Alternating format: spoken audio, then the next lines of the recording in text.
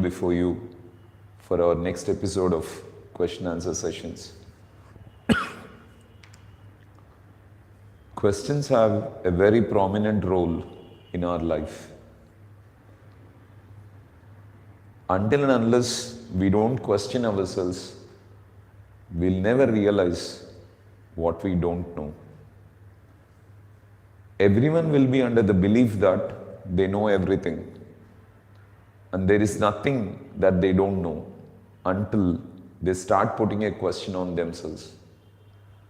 So once they start questioning, then they will start exploring. And in the process of exploring, people discover that there is a lot what they don't know. And for me, if there is something that I love most in knowledge, that's nothing but a question. Because that is one thing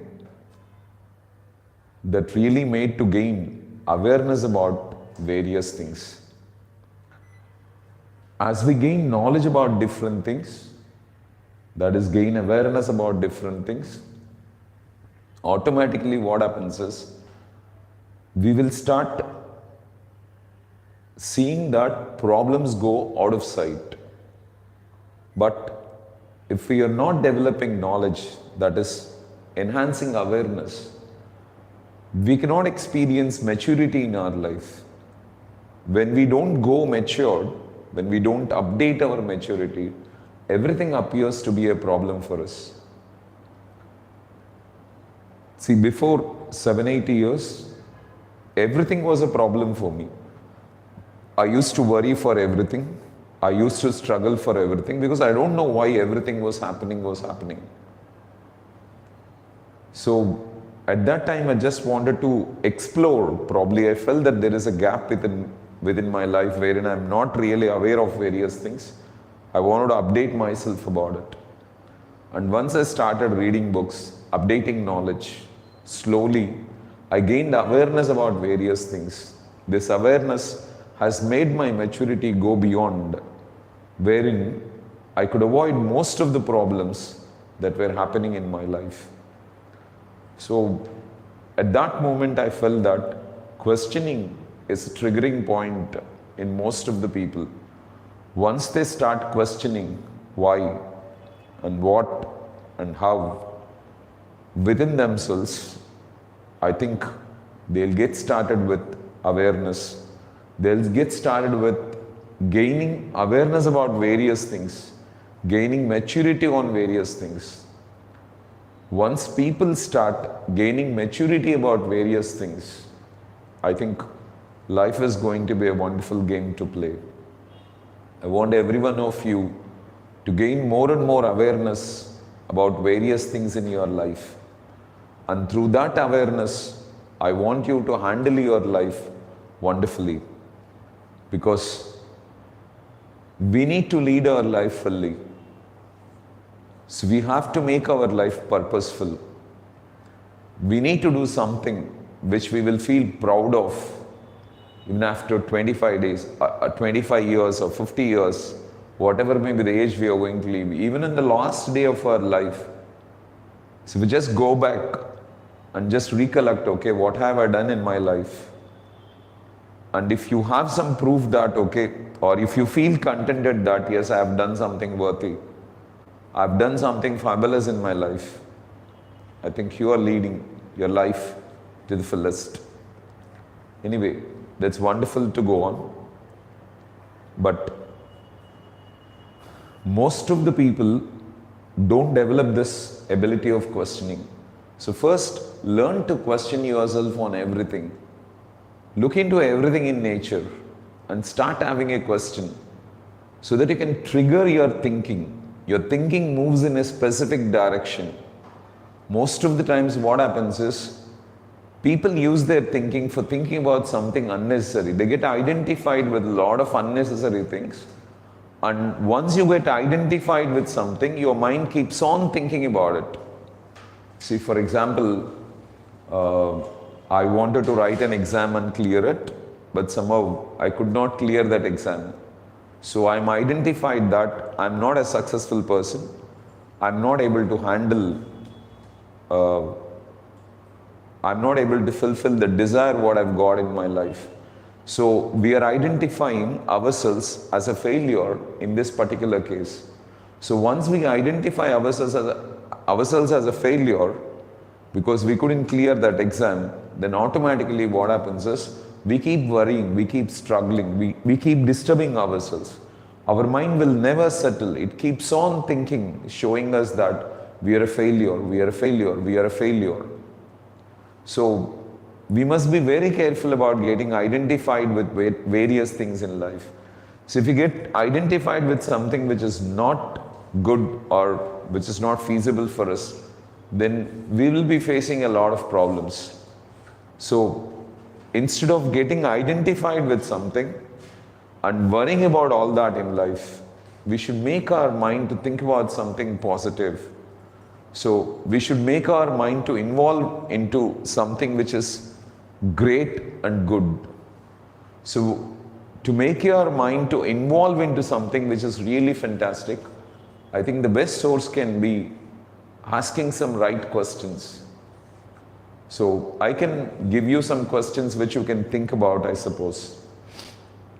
Just start thinking, why do you get anger in life? Why do you get disappointed, discouraged? Why do you feel doubt? Why do you feel hesitation? Why do you get fear? So have a question on this. You'll definitely get some answer.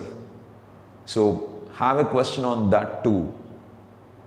Because there may be some answer that will be coming out of your mind, okay? Don't settle with that. Try to put a question on that. And if possible, you can explore some knowledge what great people have said and start thinking about it. See, for example, Gandhi asked her to be truthful, never to tell a lie. So why did Gandhi ask us to speak truth only? Most of the people are under the belief that if we speak truth, we are going to experience a lot of challenges. So, depending on the situation, we have to go for telling a lie. This is the common perspective of everyone. But Gandhi did not say that if or else condition was not there. So if it is like this, you ask a question. If it is like this, you don't tell a lie. There was nothing like that. So he asked us to speak the truth. Why did he ask us to speak the truth? So what happens if we speak truth always? What benefits we are going to get if we speak the truth? So what is the loss we are going to incur if we don't speak the truth? See, Gautama Buddha said,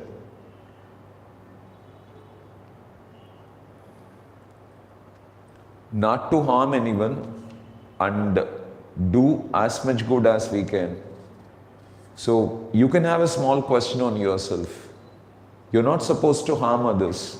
But the point is, when will you come to a stage wherein you will not harm others? Have this question. When will you come to a stage wherein you will not harm others? Bhagavad Gita says, you are your own friend and you are your own foe.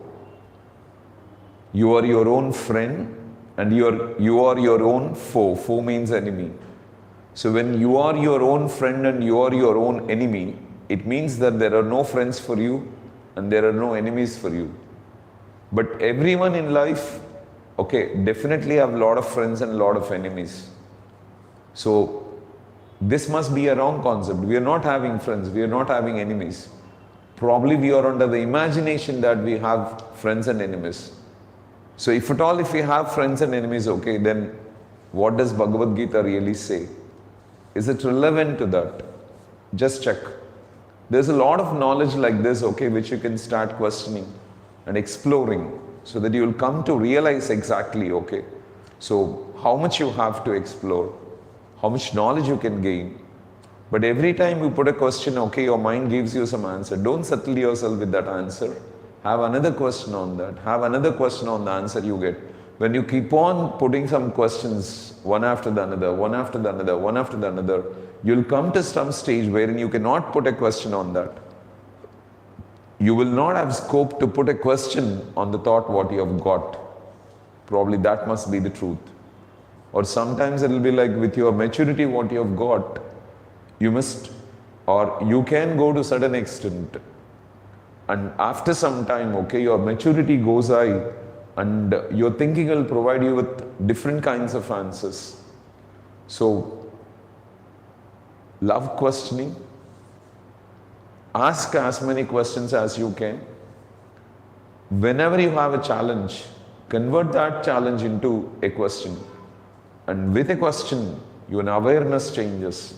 With your awareness, you enhance your maturity. When your maturity goes up, okay, automatically your problem count goes down.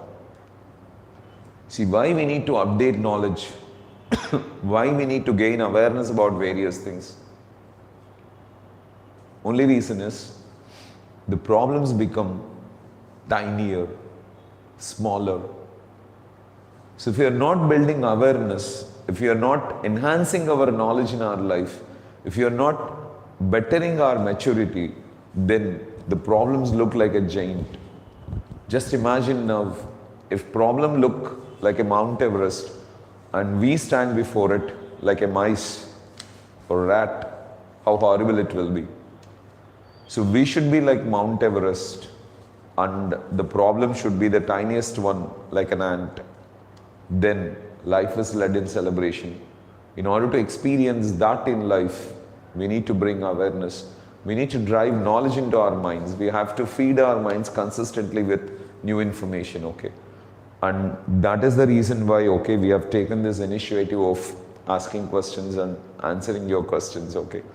So I welcome you all, guys. Let's get started with our first question. That is, as usual, from Pyari. Thank you, Pyari. Good evening. I hope you're doing your best there and you're getting adjusted to things, focusing on your work, creating the passion of your dreams. How to know what kind of person are we?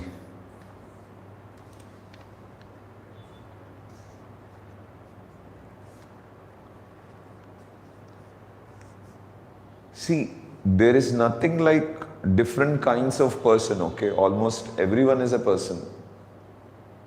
And everyone is same. I, you, everyone are same. We are the same in the internal dimension. But the only thing is, we have different minds. And the memory of that minds is different.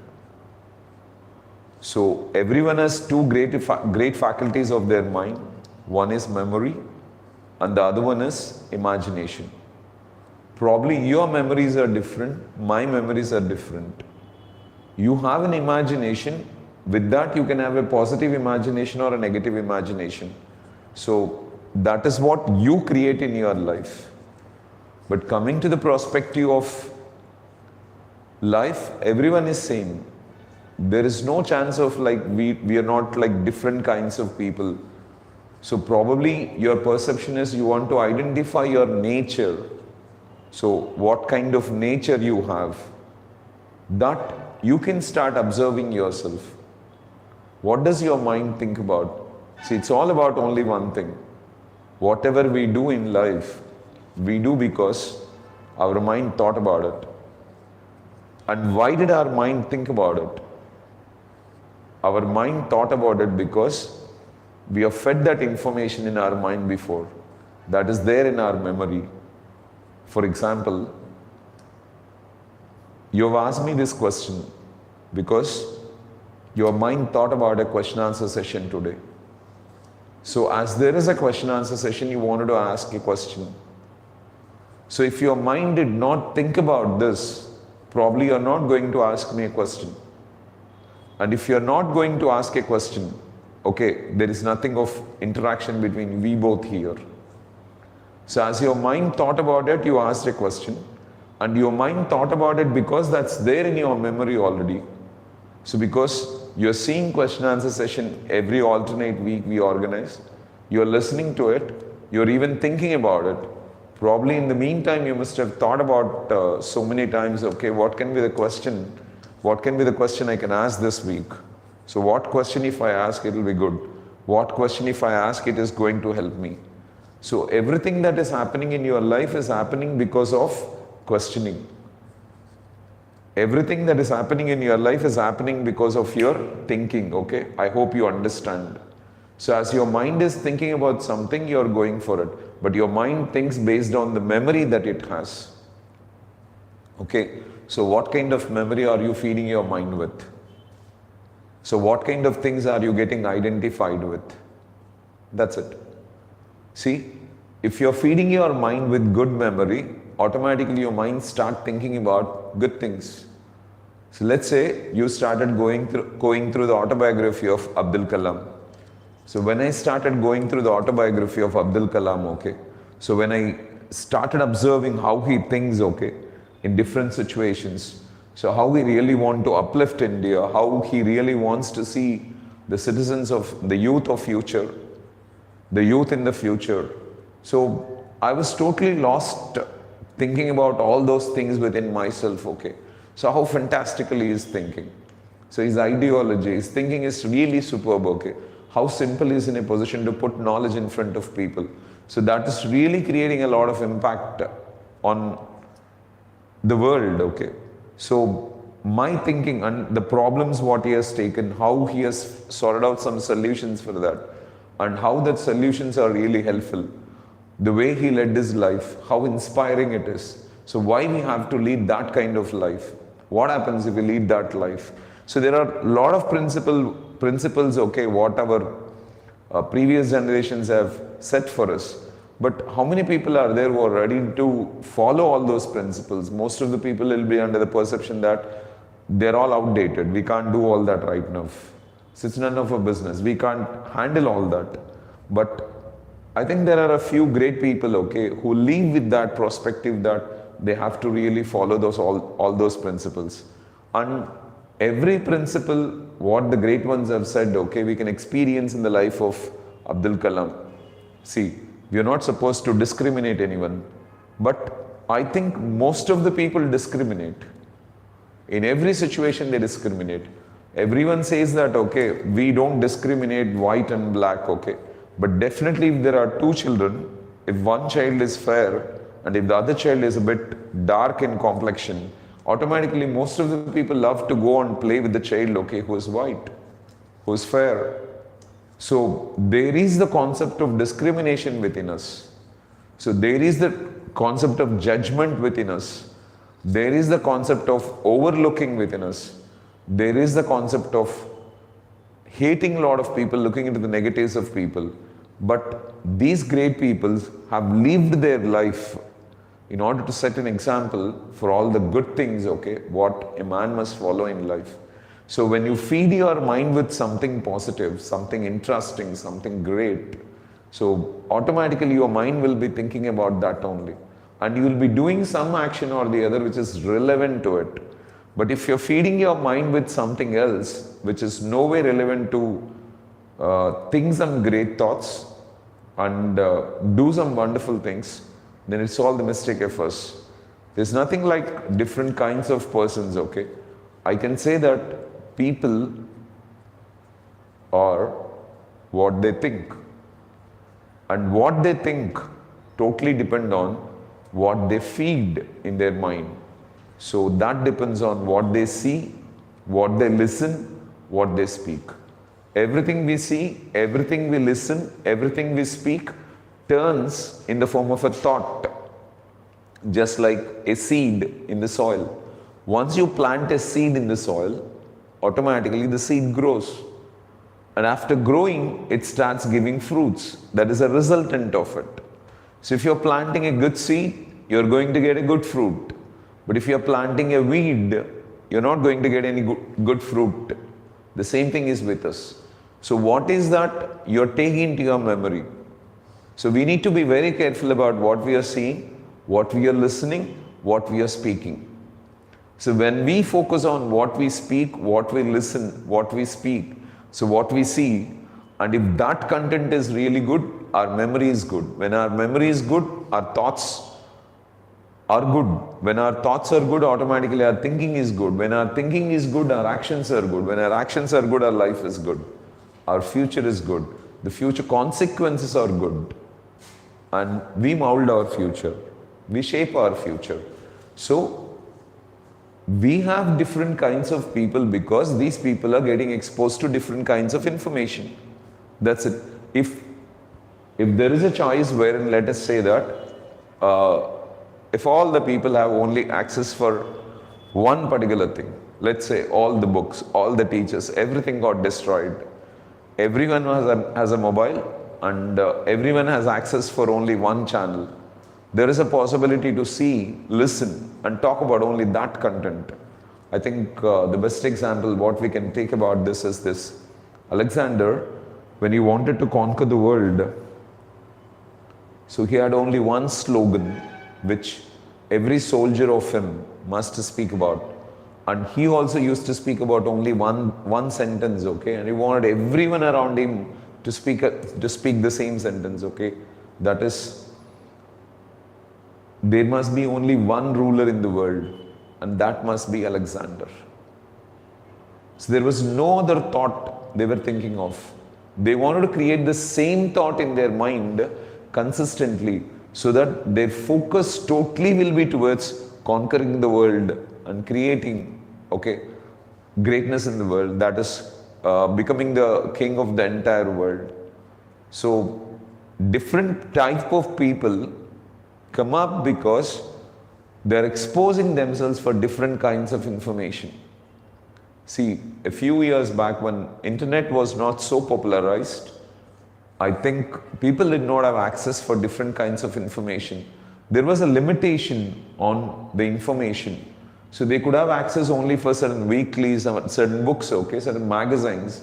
And whatever the information that was there in that book, that was everything for everyone to speak about. That was everything for everyone to read. But today, so we are in a knowledge age when we have got exposed to a lot of knowledge. So internet provides everything in that. Probably, I don't know how much of data, okay, internet must be having today. So people have diversified information. So that diversification can be molded into billions of kinds. So whatever the person is thinking about, whatever the person is feeding his mind with, that's how he behaves. Probably, I know a student, okay, a long time back. She used to study in Punjab. She was doing her agricultural BSc there, I suppose. So went there for first year. Second year, when she came to the institute, so every time I spoke with her, there was a lot of allergic reaction towards men. So she used to hate male gender severely, and she used to be so serious, okay, if someone is talking something good about a male gender. Then after a long time, I had to ask her, okay, what exactly is the reason? So she didn't tell me. She was saying that men are such, men are of this kind, they are cheats, okay, they're frauds, they do all kind of nasty things, okay, they do the worst things which I can't even digest. How can they do all this and all? Then I really wanted to exploit what exactly happened in her life. Then I slowly discussed with her. After a long chat, I discovered that, okay, she went through a book, okay, so which was about a man ill-treating a girl of 5 years. So she couldn't digest that, and the book was written on that particular concept, okay, explaining how cruel the man was and how he behaved with that girl and what happened to that girl, how she suffered, okay, the consequences of all that. So after she reading this, she came under a perspective that every man is like that. And she started hating entire mankind. So now I think you can understand, okay, what kind of person she has turned out to be depends on, okay, what kind of atmosphere she is brought in. See, there may be some people wherein the parents do not give them scope to express themselves. So there may be some people who get a chance to involve themselves with idiotic persons. So with whom you are staying, what you are reading, what you are seeing, what you are listening, makes you a different kind of person. So let's imagine, okay, all the books gets vanished, all the internet stuff gets vanished, and based on our religion, we have only one religious book in order to know how to lead our life.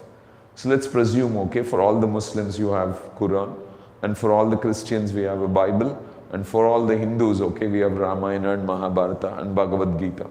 Okay, so these are the only scriptures that we have to read, and these are the only scriptures through which we have to shape our life with. Then just imagine, I can surely say that we will have only two kinds of people. So positive people and negative people, one of the kind of Pandavas and the other of the kind of Kauravas. So if someone gets influenced by Kauravas, okay, they behave like Kauravas. If someone gets influenced by Pandavas, they behave like Pandavas. But ultimately, if they go through this content completely, they realize that it's not fair to be a Kaurava. So there is every chance of them converting themselves into Pandavas. But the only choice is why you are finding different kinds of people in the society today. It is just because people have got access with a lot of information, and their thoughts are different today. As their thoughts are different today, as their mind is thinking about various things, they are behaving like that. So you're thinking that there are different kinds of people. So no, there are no different kinds of people. Everyone are the same. Everyone is just a piece of flesh. But what makes a difference in every person's life is what is the information that is being lodged in their mind. So that's the reason why Mahatma Gandhi said, okay, so don't see bad, don't listen to bad, don't speak bad. So when you, there is the fourth principle what Mahatma Gandhi said, but it's not revealed to anyone, because when you see bad, when you listen to bad, when you speak bad, automatically we do bad. Okay, that's understood. So you're not supposed to get exposed with these three things so that you will not be doing something bad in life. So as there is no limitation on the content what the mind can be fed with today, as when a kid of 4-5 years is having an opportunity to choose, okay, what exactly he wants to see, or he's having access for looking into anything, okay. So automatically his mind is fed with that information, and he starts behaving like this. See, recently we must have come across some people saying that by playing some game like PUBG, there are some people who committed suicide, okay. So just they are involving so much into that process that that is making them to go for even committing suicide. See, there was a serial like Shaktiman, and that had a lot of influence on people at that time. And so people really started thinking that there is a person like Shaktiman and is going to come and protect us. And they used to pray or act or think or cry, okay, in different or difficult situations when they were in. So later they started mentioning on screen that this is only an imaginary picture. There's no one like Shaktiman, okay. We have created it for entertaining children and giving them some awareness about various things, but that is not there really. Why they had to mention this? Because people were so much involved into it. So what is that you're feeding your mind with? That's what you become. So I started feeding my mind with life skill information or communication skill information, and wherever I am, however I am, I keep thinking about that only. So automatically my activities or whatever I do in my life, okay, that move towards one direction because I'm feeding my mind with that content. So there are no different kinds of persons, Pyari, okay, everyone is the same.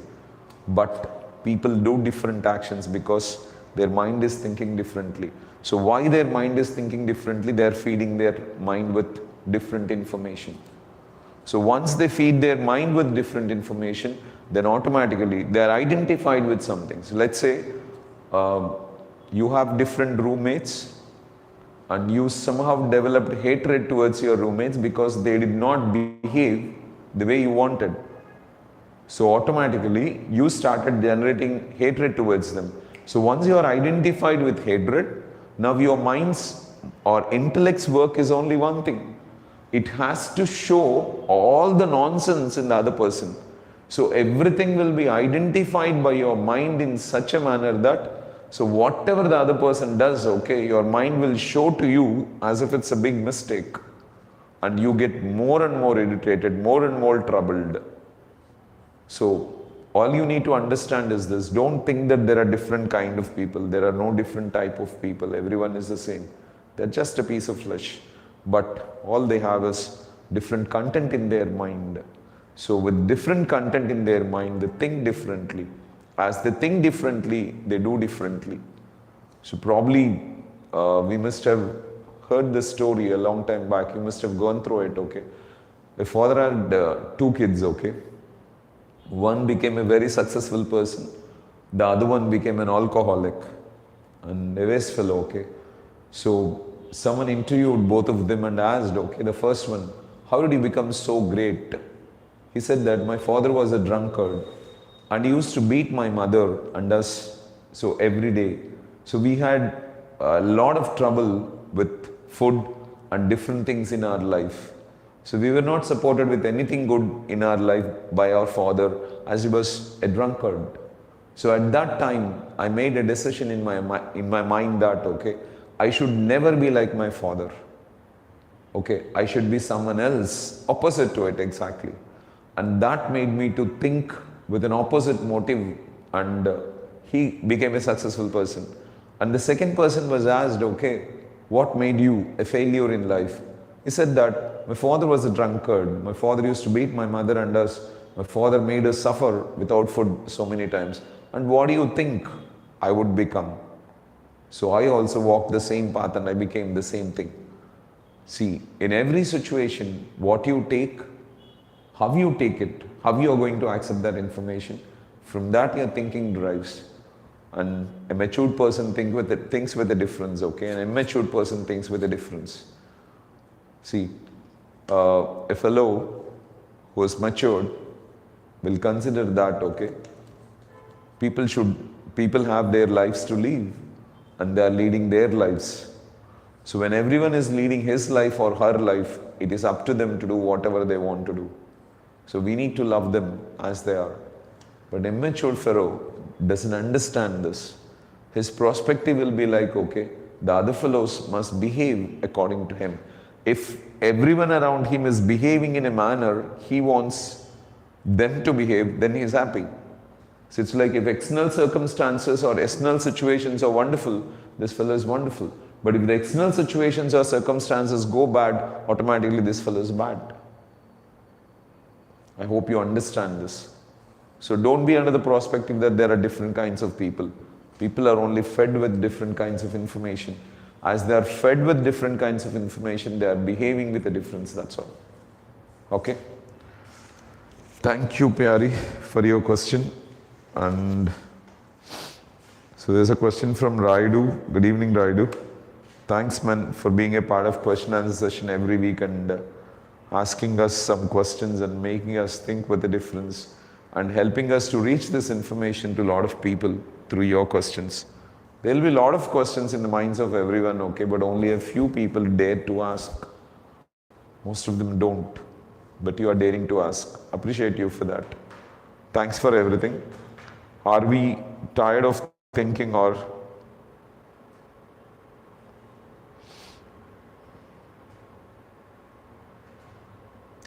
tired of thinking or tired of thinking?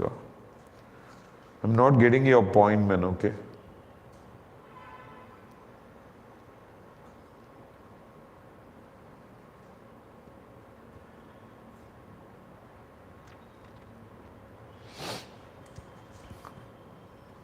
I think try to send the question again, Raidu, okay? I'm not clear with your question. Are we tired of thinking or something like that, okay? Just try to put it in Telugu so that I can get clarity about it, okay? I can translate that in English and answer it, man, okay? Just please do it again. Nizam, good evening, Hiro, okay? So, I feel blessed to answer a question from your side. Thank you so much. Why can't we hold on to the fire that gets ignited in us in order to lead a great life? How can we hold on and keep inspiring ourselves? See, the basic problem within all of us is we don't set our life into discipline. So in childhood days, we are forced to be in discipline, but the logic is most of the people are not growing in discipline. See, I'm not much aware of the characters that are there in Quran or Bible, but let me take a few characters from Ramayana and Mahabharata. Just go through the life of Pandavas, okay? If you can observe how they are grown up in life, there is an absolute discipline in how they are grown up. So when you develop discipline in your life, automatically, so you can stick to the things, okay, that you are desired of or passionate about. But the general problem is, most of the times, okay, we are not in discipline. So discipline is something like, let me tell you this, okay, it's not a complicated thing, okay. So when you are in discipline, automatically what happens is, right from your childhood days, what is discipline is, once we make a decision, no more negotiations. So we stick to that. But right from our childhood, if I just ask you, okay, how many times you must have stick to what you decided? So there may be a lot of things what you decide when your teacher gives you a homework, when your friend says something, when your father says something, when someone shouts at you, when someone decides that you should be like this. So in different kinds of emotional states, we make a lot of decisions. And after making that decisions, okay, to how many decisions did we stick to till the end? Till we attain them. So we think of getting up early in the morning, okay? We think of reading, okay, continuously. We think of avoiding all the negative things. We think of keeping away from friends. We think of telling lies. We think of maintaining moral values. We think of a lot of things, okay? But did we have the discipline to commit ourselves to that? See, every time we made a decision, we did not complete that decision. If there is an inconvenience, we used to give up.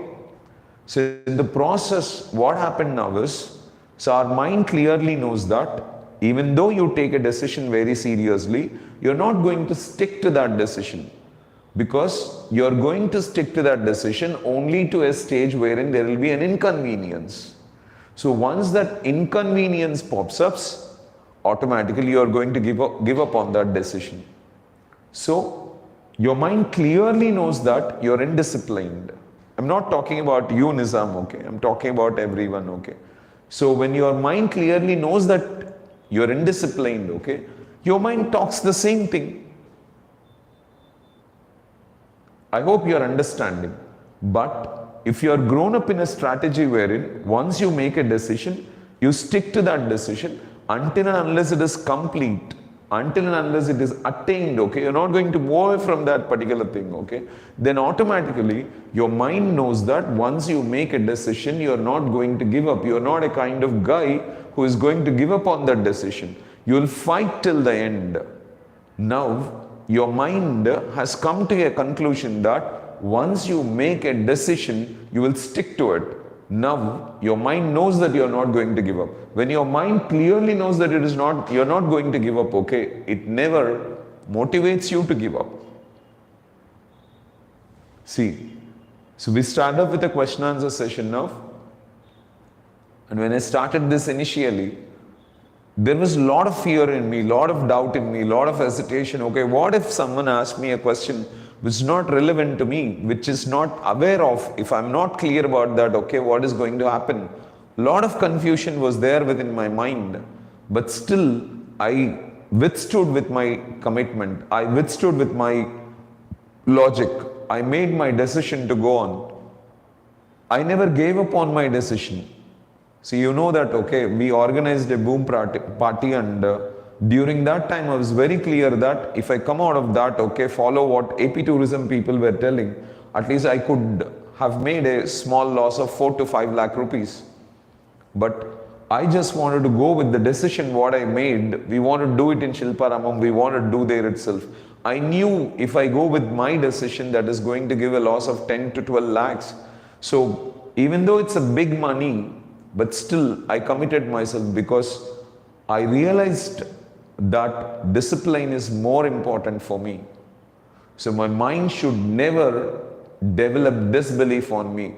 It should believe that once I take up a concept, I'm going to finish it. I'm not going to leave it in the middle. So if I take up a project, whatever the project may be, okay, I go to the end because I've developed that discipline on that particular thing. See, if I did not develop that discipline, now think. The basic problem with most of the people is, see, we don't understand what exactly discipline is in our childhood days, and even in adulthood, okay, most of the people don't understand what discipline is.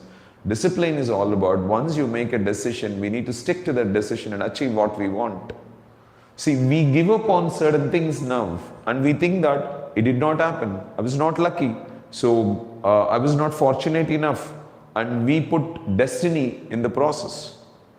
And say that we are destined to fail in this particular situation, so I did not succeed.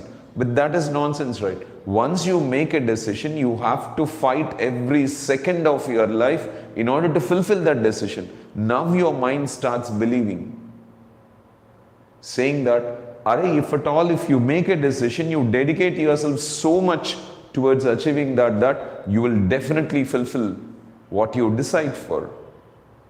But today, most of the people make decisions in an emotion and later come up with different reasons saying that, so because of this, because of that, I couldn't do this and all, okay? Or they get connected it with destiny and say that it is because of, I was destined to fail, so that's the reason why I failed. See, whether you fail or succeed, that's not your point.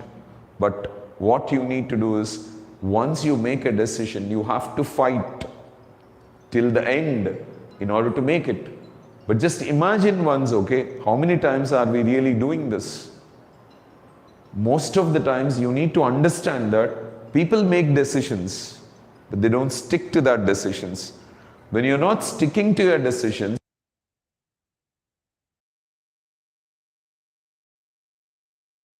if your mind is not driving you to create what exactly you want to create, then you need to understand that your mind is not in discipline.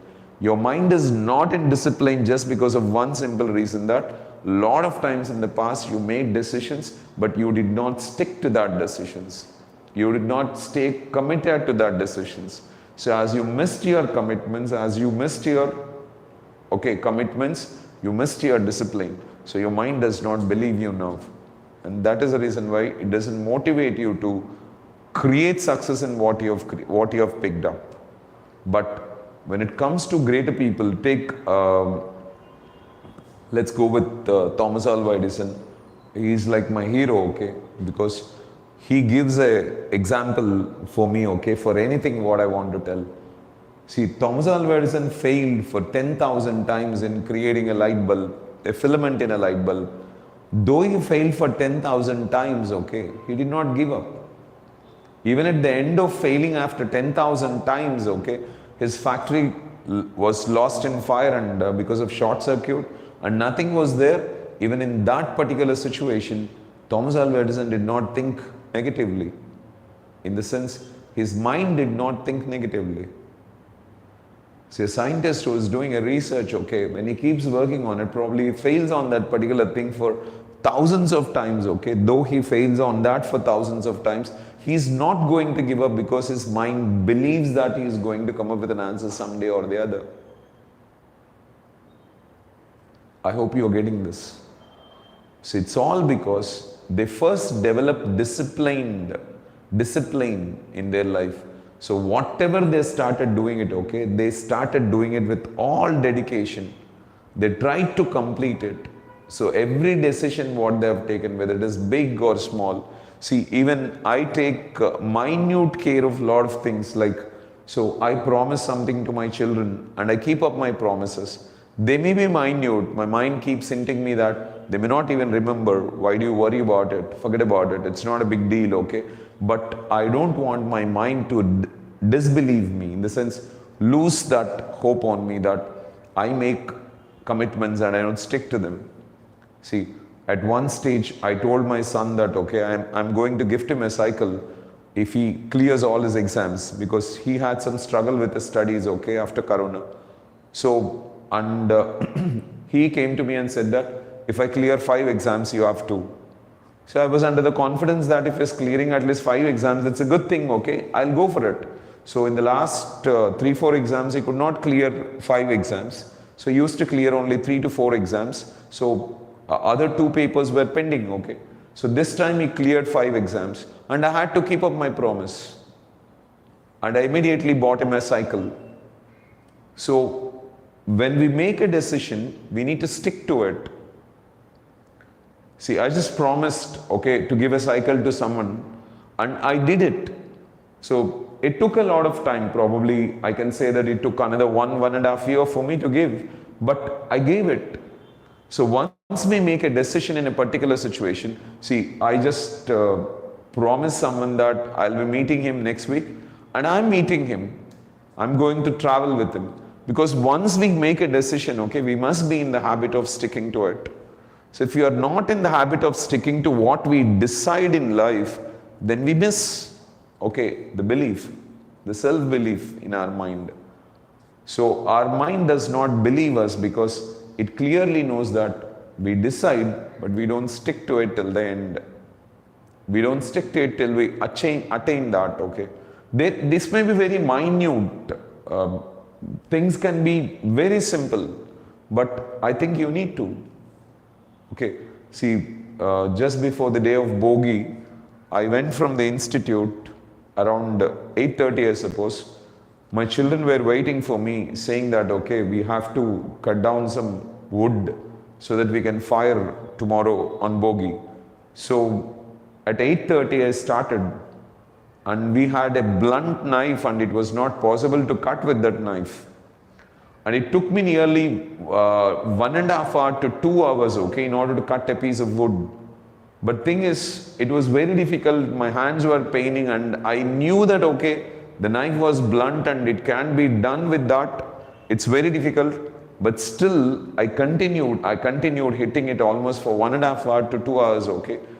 Not because if I don't do it, okay, something big is going to happen, just because I never wanted to make my mind disbelieve that I make decisions and I don't stick to them.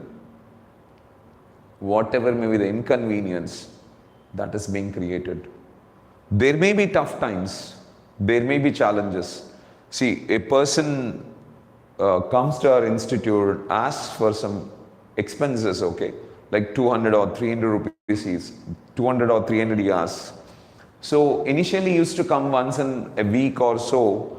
I told Tulsi that, okay, every time he comes, okay, and asks for money, you give it. So now he has come to a stage wherein he is coming even twice in a day. But we made a decision, okay, to give. And the only option what we have is we need to give. And we are giving. Not because, okay, we want to prove ourselves great, okay, but just because I want to be a kind of person wherein my mind believes me. That's the reason why every promise I make to others, every commitment I take, okay, I stick to that commitment. It's very easy to give up on a commitment. But most of the people, what they don't understand is, by giving up on a commitment, they feel that they are free. Because they don't need to get tired in completing that work. But what they don't understand is, they are indirectly making their minds, okay, to lose that belief on them. And whether we do something or whether we don't do something, we fight for something or we give up on something, it's all because of our thinking. Because external forces will only act to a certain extent. But what majorly happens in our life is our thinkings. The result of our thinking. So how our mind thinks matters a lot, Nissan. So that is the reason why, okay, whatever the decision you take, first you need to set right with your attitude. Your mind must think positive. And that is the reason why even Leslie Brown said that, okay, the most difficult thing, okay, in life is, once you make a decision or once you create a dream, so sticking to that dream and completing it, okay, Having a belief that you're going to become successful in that particular dream. Having belief that you are going to become successful in that particular dream till you achieve that dream is the most difficult thing on this earth. And indeed, it's true. But we must be very careful, okay, before we make a decision.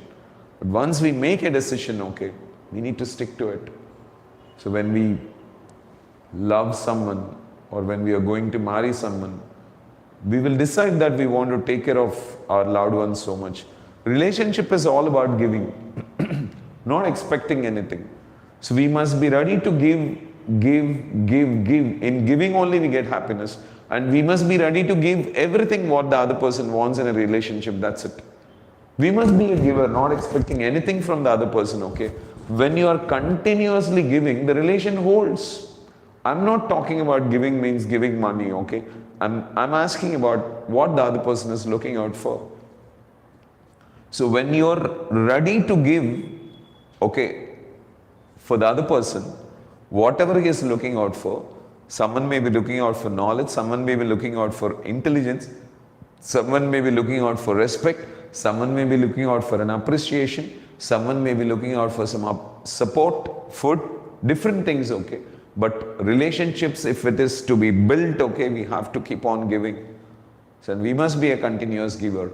No conditions, no norms, okay. We should not come to a conclusion that, okay, initially he was like this, so I was giving. Now he is not like this, so he changed a lot. That is the reason why I'm not giving. Makes no sense. So people want to be in comfort. People want to be in a secure zone. So for that reason, okay, they break their decisions. They break their promises. They say that we will be best friends forever. We will be together forever. And once an inconvenience created, they just give up on that. So they don't understand that their mind is observing them. And their mind will lose that belief on them. Once their mind loses that belief on them, then think what's going to happen. It is not going to support you every time you make a decision. So it's a good thing that, okay, once you get ignited by some thought process, okay, you need to go with that. But the challenge is your mind is working against you. It is working against you because you miss that discipline in your life. Get started with that discipline. Take care of everything. It's like where you park your bike, where you put your chapel, okay, where you put your bike keys, where you arrange your clothes, timings. So you need to take care of everything, okay. So whatever the decision you make, this is what I want to do, you need to do that. So once you start doing that process, okay, I think you can set right everything in your life greatly. Okay. All the best, Nizam. Keep going with that. And good evening, Lata Shri. So thank you so much for your question. How to delete negativity in your mind? In mind, okay. See, Shri, it's something like, if something is planted in a soil, we can dig and pluck it out, okay. But whatever that is planted in the mind, okay, it cannot be plucked out. So the only thing is, so don't give priority for the negative information that is there in your mind. Try to feed your mind with positive content. See, with the negative content, what you are fed in your mind will give some thoughts. But you need to realize that, okay, they are just thoughts. And your mind is thinking based on the memory that is there. And you need to understand that memory is not real. Because it was just an imaginary content what you have put in your mind. So that's not real. So because of that memory, your mind is thinking in that strategy. That's it. Let it think. Don't give that much promise, that much, prominence for that, and don't have a lot of opposition towards it. So if your mind is thinking negative about a particular thing, okay, let it think, okay. So there will be, if you don't react so much towards it, okay, your mind quickly comes out of it. And for you not to react so much about it, okay, you have to involve yourself into something which you love most. Every time your mind is thinking about something, okay, have a different affirmation. So It's like, for example, you hate somebody so much. So you're hating somebody because you started looking into everything what the other person does as a negative thing. So as you started looking everything what the other person does in a negative perspective, you created a negative memory. As you created a negative memory, okay, now your mind consistently, okay, shows that negative content and makes you suffer, okay, through hatred. So every time your mind is expressing that, okay, what you have to tell is, so you have to go with an opposite affirmation. Also, opposite affirmation can be like, okay, I forgive you, okay, it is my mistake to take all the negative information. I have taken information from a negative perspective. I'm sorry for that. I forgive you. I love you so much. I forgive you. I love you so much. I forgive you. I love you so much. I have taken information from a negative perspective. It's your life and you lead your life as you like. So when you start forgiving, when you start saying that I love you so much, and when you start saying that it's my mistake wherein I took everything in negative perspective, now your mind does not have a scope to project the same information again and again. So when your mind is projecting the same information, you're getting hatred. In that hatred, you're getting irritated. In irritation, you're getting anger. In anger, you're getting negative emotions like disappointment, discouragement, frustration, fear, doubt, lot of things, selfishness, jealousy, greed, all these negative emotions comes into picture. And you start thinking that, okay, the one whom you hate is the reason for all these negative emotions. And your suffering is all because of the other person, okay? And your suffering multiplies. You create a bigger negative memory and bigger negative thoughts and what I can say, bigger negative emotions. And this goes continuously. At one point of time, okay, the thought of their name itself, okay, will make you suffer so much in life. But take the other perspective of the same thing. So every time you come up, see, the other person is leading his or her life. And it is up to them to do whatever they want to do in their life, because if they do good, okay, they'll have good consequences and they are going to be happy about it. If they do bad, they are going to have bad consequences and they are going to suffer for that. Inevitable. So you know this. So you need to understand very clearly that I'm not supposed to look. I looked into the negative perspective of them. So that is the reason why my mind is coming up with a negative thought process. I'm sorry, I love him so much. So if this affirmation goes in your mind continuously, I can surely say that, okay, you can slowly overcome that. This is one process. And second thing is, you keep feeding your mind with good information. You start reading good information. So live in an arena, okay, wherein you are exposed to what you want exactly. See, life is a combination of two things, time and energy. Time, it's not in your hands. So that keeps skipping by. Nobody can stop it. Nobody can rewind it. Nobody can make it wait. So that goes continuously. So as time is not in your hands, okay, forget about time. Only thing that is in your hands is energy. So how do you want this energy to drive into? This is the only important factor what you have in life. I'll clearly tell you, let us consider that energy is money. Okay, so you have money with you. Will you use that money in a negative perspective? Think once. Will you use that money in a negative perspective, in a manner that is no way related to you? Never. Will you use your money to make paper boats? Will you use your money, okay, to burn something? Will you use your money, okay, for cleaning the floor or cleaning something that is spoiled? No.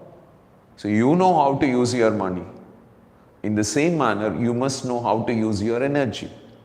See, energy is nothing but energy in motion. Emotion is nothing but energy in motion. So energy is moved in the form of an emotion. So how you want your energy to drive into? See, I want my energy to drive in a way wherein that answers your questions. And I'm working on it. And I'm asking my energy to move in a direction that will benefit you, me, okay, and so many people are watching this. Probably today, a few people must be understanding my maturity, and only a few people will be trying to gain that knowledge. But tomorrow, so there may be a lot of people who really want to go through all this stuff so that they can mold their lives through all this information. Then there will be a lot of people who will be watching it.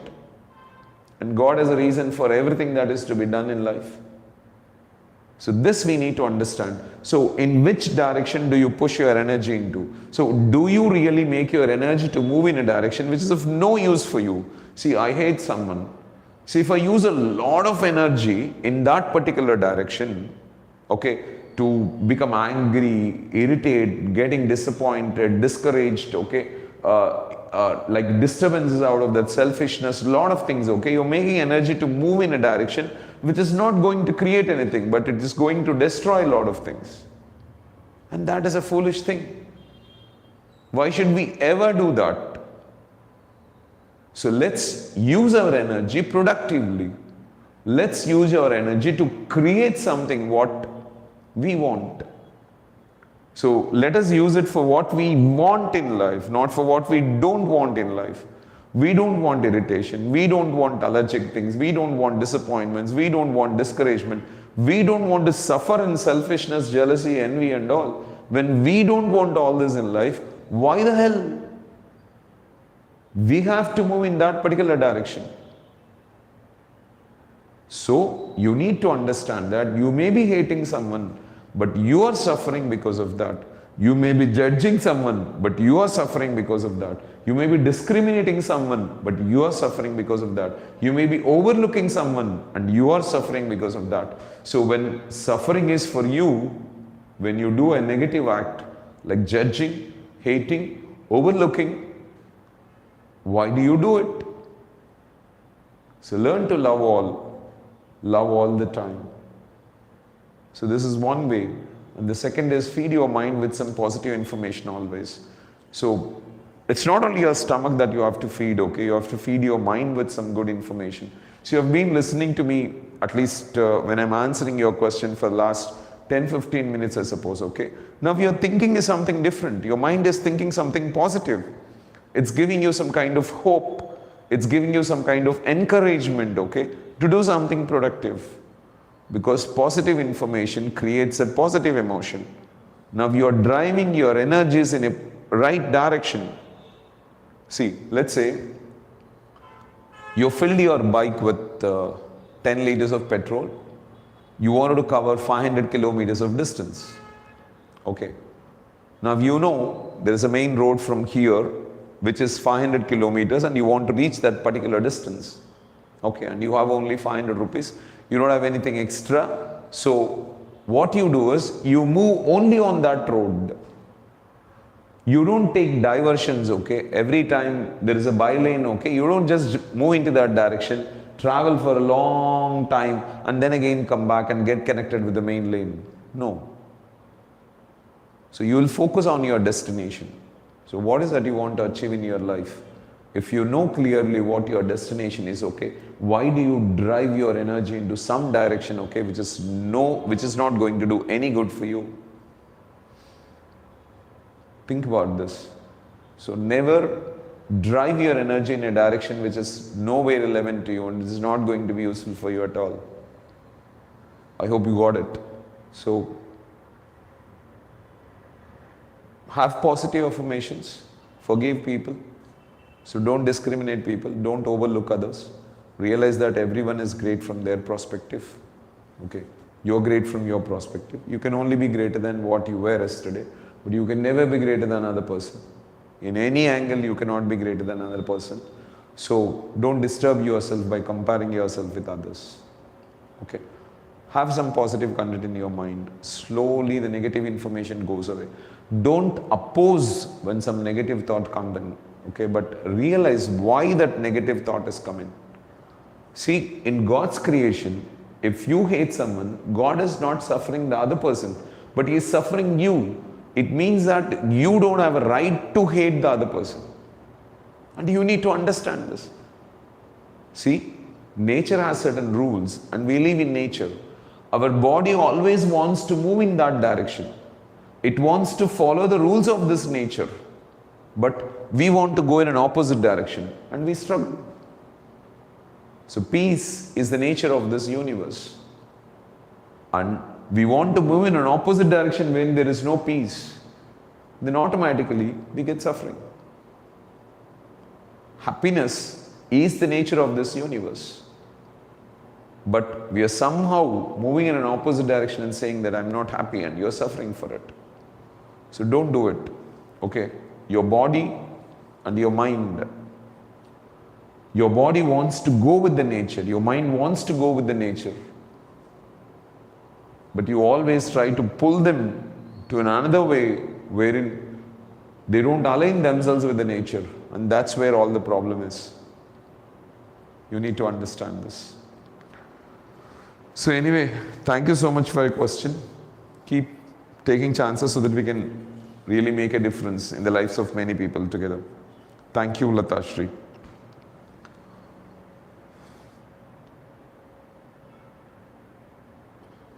Okay. So Raidu's question is something like, okay, do we get tired by thinking or by communication? We cannot separate thinking and communication. So because most of the situations we may not express or we may not communicate what our mind is thinking. Thinking of our mind is a continuous process. But the thing is, if your mind is thinking in a positive manner, if the mind is thinking in a manner which will be helpful for us, then it is wonderful. But if your mind is thinking about something which is no way good, which is no way going to do good for us, okay, then there is no use of that at all. And that is one thing we need to understand very clearly. Most of the times, the biggest problem with people is their mind will be thinking about something which is no way needed about what they really want in life. See, I want to train good students. I want to empower students to greatness. I want to create world-class resource personalities who will be helpful for the world, okay? And my focus should be only on one thing, updating my knowledge, okay? Exhibiting that knowledge in front of people and seeing that I'll be inspiring them, okay, to do something productive in life. Other than this, if I'm getting exposed to any kind of things, I'm just making a senseless task out of myself. So you need to keep observing every second, okay, is your mind thinking something useful or not? It's like, try to understand very simply, okay? Let's say we are trying to create a garden, okay? After 6 months, we want to celebrate that garden. So we have taken an opportunity of creating a garden. For that, we fixed 6 months of time. In this 6 months of time, we want to develop a garden. This is our choice. So let's think about this. So in all these 6 months, you have an option of sowing seeds. Okay. As you want a beautiful garden after 6 months, you want to have wonderful trees, wonderful flowers, wonderful fruits being grown there. So you should take care of what seeds you are planting in that garden. Okay. So when you take care of what seeds you are planting in that garden, automatically you get the needed crop. The needed plants grow and they start giving the needed flowers and the needed fruits. But the problem here is most of us do not take care of, okay, the seeds that are being planted in the garden. And that's the biggest problem. So they don't focus on what seeds are being planted in the garden. See, you just see something that comes across you just listen to something that someone talks, you just speak about something out of your mouth, and these seeds are created in the mind. Once this seed starts growing in your mind, they will be the fruits or they will be the flowers, okay, that you are going to experience in future. So if one thing is being taken care of, not putting unnecessary seeds in the soil of your mind, then automatically the content that comes out of it is good. The fruits and flowers that come out of it is good. There is no absolute problem in that. But the biggest challenge for all of us is, okay, we never take care of what we are planting in our mind. We just expose ourselves to listening a lot of nonsense, seeing a lot of nonsense, and speaking a lot of nonsense. And in the process, we create seeds in the mind and they start growing, okay? And when they come out as a negative outcome, we start feeling sad about it. So what is the use of crying, okay? After 6 months, let us presume as we planned, okay? We planted all nasty seeds and all the nasty seeds grew up and made that a worst place, not a garden, okay? Now you are regretting, okay? Because you have to reboot it another 6 months. You have to work again, okay? And again plan something so that you will have a beautiful garden after 6 months. So you have just wasted 6 months of your time. And this is what most of the people do. So as you take care of sowing what you exactly want in a field, and you don't give scope for even a weed to grow in that field, just like that, you should take care of your mind so much. You have to think, okay, only of the good. How does it happen? Your memory should be good. How does your memory be good? Okay, you need to see, listen and speak about something, what exactly you want, and create what you want out of that. But the biggest challenge for most of the people is they never focus on what they are seeing, they never focus on what they are listening, they never focus on what they are talking. They just think that, okay, they're passing their time. In the process, everything they see, everything they listen, everything they speak turns to be a seed in the mind of our garden, and these seeds grow and they start giving us thoughts, and that thoughts drive our thinking and actions, and that actions can create a lot of emotions, positive or negative emotions, and we get crushed in that, and we start complaining about a lot of things. This is a senseless thing. I hope you are understanding. First take care of that, okay? So there's nothing like getting tired because of thoughts or speaking, okay? If you're speaking something good, okay, how much ever time you're talking, you're not going to get tired. And if your mind is thinking about something good, okay, you're not going to get tired because of that. But when your mind is thinking about something negative, a lot of energy gets wasted in the process. And when you're talking about something negative, a lot of energy gets wasted in the process. And you get tired. So don't speak something which is negative. Don't think about something which is negative. So in order to not to think about something which is negative, first thing we need to do is we have to take care of feeding our mind with positive content. I think I can do it right, okay. Thank you. Sir, good evening. How are you? Madhav sir, nice to have a question from you. I really appreciate your interest. Though you're busy with your schedule, you somehow take out some time and try to be a part of our programs and encourage us in every way. Thank you so much, sir. Hope everyone is doing great and your son is also doing great, madam also. Nowadays we are conducting examinations. Please give some tips for students how to remember what they read. Sir, students have to remember something only when they did not get clarity about the subject.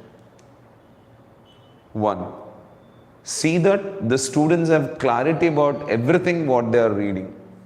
So let them go through the textbook. All they need to know is only one thing, okay?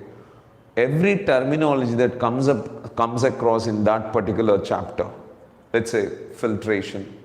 So if they have to go with filtration, they must be very clear about what is decantation, what is sedimentation, so what is condensation, what is evaporation, so what is a solute, what is a solution, what is a solvent. There will be a lot of terminologies that are involved in that chapter. The first thing is they must be very clear about understanding all this. Once they gain clarity on this, okay, the entire information gains clarity. So what these people do is, they don't try to understand that particular thing in detail. For example, I'll tell you, Tomorrow you do one thing, sir, okay? You go to your class and ask students, okay, what is boiling point and what is melting point? They'll say that the boiling point of water is 100 degrees centigrade, okay, but they don't know exactly what is boiling point or what is melting point, because they overlook that information. They don't try to get clarity on that. For example, let me explain to you even why we have to go for knowing the boiling point. Boiling point is a point or a temperature at which, okay, the matter changes state. In the sense, a liquid turns into gas, or gas turns into liquid, or a solid turns into liquid. So the change state. So when it comes to boiling point, it's about a liquid converting into gas. Okay, when it is about melting point, it's about a solid, okay, converting into liquid. So there will be a melting point for every substance, solid substance. So when silicon, okay, converts into liquid, and that is glass, okay, at around 3600 degrees centigrade. So the point at which the substance changes state, this they should remember.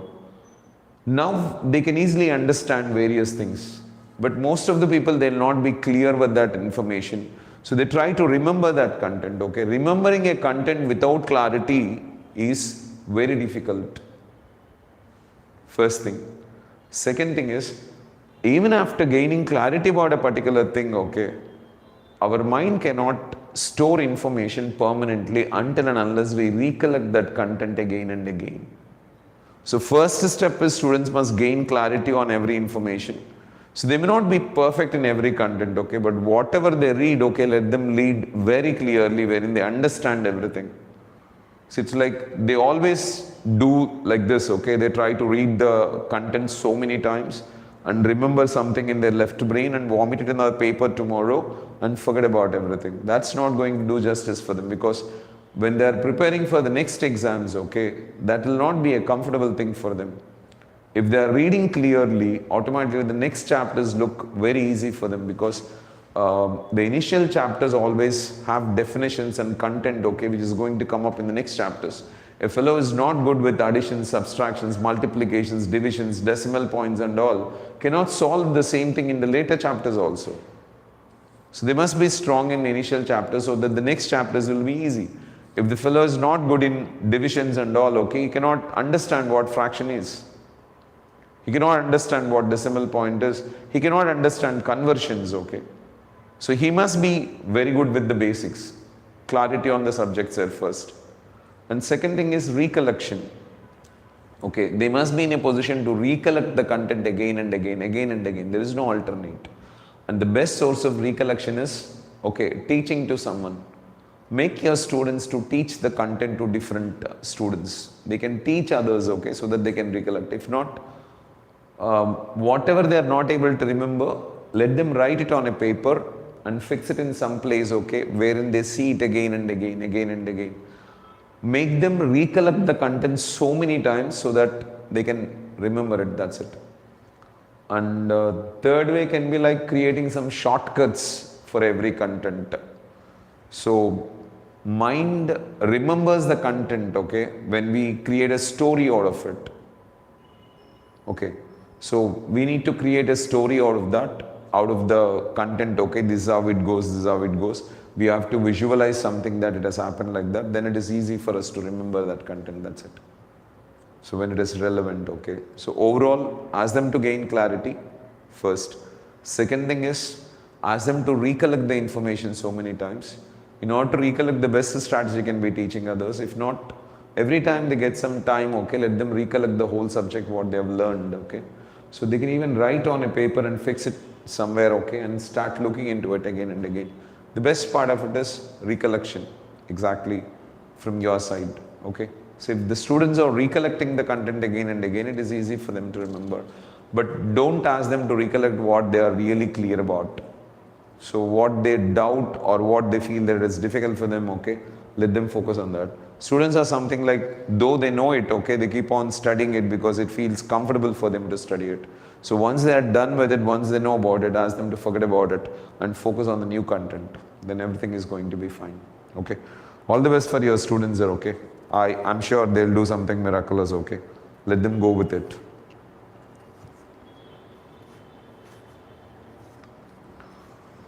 Yeah, Nizam, thank you so much for another question from you. When Tagore says, okay, where the mind is without fear, from where does this fear enter human mind, and how does one protect himself without getting into the clutches of this? See, every time a man identifies with something, okay, see, suppose you came across a girl and you want to prove that you are a good person to that girl. Okay, now you have got identified with some idea, and that creates a lot of problem for you. And that's how fear creeps in. So you want to be better than someone, okay? You've identified with an idea that you should be better than someone. So every time you get identified with something, your intellect tries to work on walking that path. And there fear creeps in, because will you be able to do it or not? This becomes a big question in your mind. And that mind creates illusion. But why are you getting identified with something? So try to keep away from getting identified about anything, because so this is all not real, right? Why should you ever try to impress the other person? It is you. You must be loving your company. So when you love your company, you are happy with yourself. When you are happy with yourself, okay, you are happy with everyone around you. See, in the process of impressing others, okay, you do a lot of things which you really don't like to do, but you want to impress the other person. That is the reason why you're doing, okay? And this develops disinterest on yourself, okay?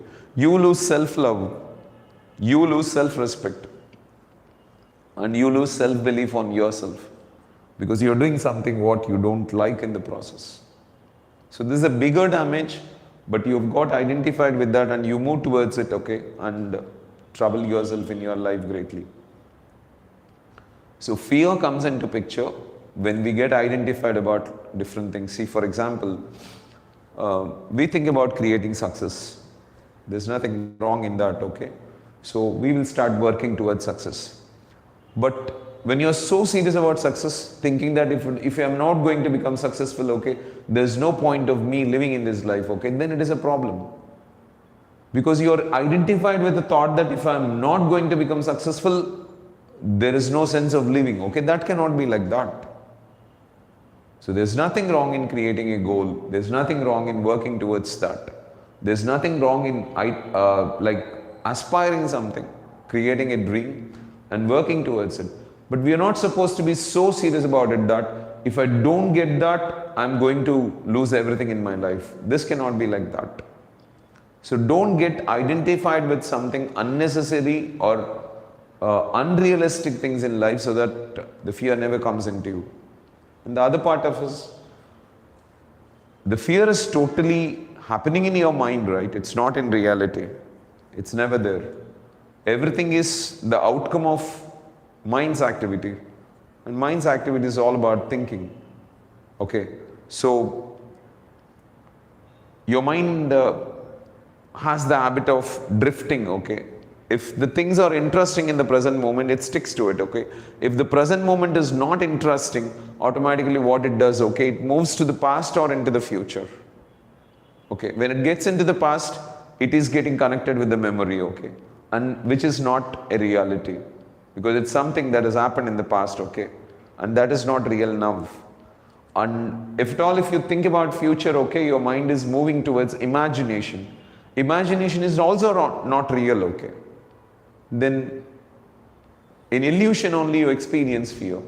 See something, right now you are not afraid of anything. You don't have any fear about it, okay? You don't have a lot of energy that is being consumed, okay? So you're free. But in order to create fear in your life, you need to have a lot of imagination. You need to spend a lot of energy on imagination. So you imagine a lot of things when you are identified with something. If you're not identified with anything in life, okay, then you don't need to imagine anything big in life. Why should you get identified with something unnecessary and develop a lot of process of imagination and trouble yourself? So it's something which is unrealistic, okay? So when it is real, we need to fight for it. We cannot remove something which is not there. So it's all happening in the mind. And why it is happening, if you can track it down, okay, then handling it is very easy, Nizam, okay. We'll discuss about it sometime together and handle it, okay. So thank you, and there is one last question from Nivas, okay. Let me go for it. How do you plan to improve on our weaknesses?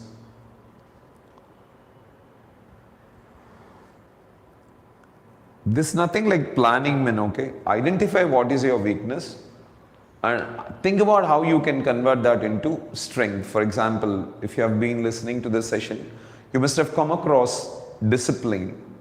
I told you, once you make a decision, no more negotiations, okay. You need to stick to that decision and finish that task, okay. So you don't have that discipline. Let us presume that you don't have that discipline, okay. So now you have to fix up some decisions. You have to make some decisions. It's like, I'll put my shoes every day in one particular place. So you just make a decision and see that you'll put that shoes in that particular place only. So probably sometimes you were in a hurry, okay, you put your shoe in a different location and move, okay, at night around 10 o'clock or 11 o'clock while you're sleeping, you remember that, okay, you did not put your shoe in a proper place. So you come down at that time, okay, put your shoes again in a proper place and then go and sleep. So create some decision, like I want to keep my keys in one particular place. I'll be putting my watch in one particular place. I'll be having my laptop in one particular place. I'll use my mobile and put that mobile only in this particular stand. So make decisions and start sticking to that decisions, okay? So without failing. Then automatically, slowly you will come into discipline when your mind will start believing you. And once you develop that belief within your mind, okay, your mind applies it for the bigger things also. I even started developing my discipline by just putting my keys in one particular place. So what's your weakness? So how do you overcome it? See, for example, you worked on some content, developed some knowledge about it, you wanted to recollect it every day and go for it. So what's exactly happening here is, once you got that information in your mind, so what you can do is you have to force your mind to get that information into picture. See, first thing is why you are not implementing many things is your mind is not able to recollect that information. You're not even remembering that you need to do that. So what you have to do is, whatever the change you want to bring in your life, put it on a paper. Have a display of that everywhere, on your mobile, okay, in your mirror, so in the place where you sleep just opposite to you. Once you get up, you need to see that. So on a writing pad, on your table, okay, wherever it is. If you start putting that content, okay, wherever it is, and make your mind to remember it again and again and again and again. First, it is registered in the memory. So once it is registered in the memory, then you start acting on it. Once you start acting on it, okay, you will succeed. The only problem with you is this, okay, you're not able to do the work what you need to do in order to overcome that weakness into strength. So why you are not able to do what you have to do in order to overcome that weakness is just because your mind is not able to remember what you need to do at least. Because your mind is not having a focus of that. And whatever you want to do, that must be told to your mind hundreds of times. So how can you tell it? Display that. What you really want to change, display that in different places, different surroundings. Then automatically it happens in your life. Okay. Thank you so much, Nivas. Thank you so much, guys, for your wonderful questions. I had a wonderful time answering your questions. So we'll meet again after 2 weeks, and I hope you will be coming up with different questions. If you have not got clarity for this answers, you can have a personal call with me and you can get clarity about it, friends, because I exactly may not be knowing the perception with which you have asked that question, okay. So if it is answered, it's wonderful. If it's not answered, okay, don't hesitate to call us. We will try to communicate and resolve it, okay. Thank you so much. Thanks a lot for all your support. Thanks a lot.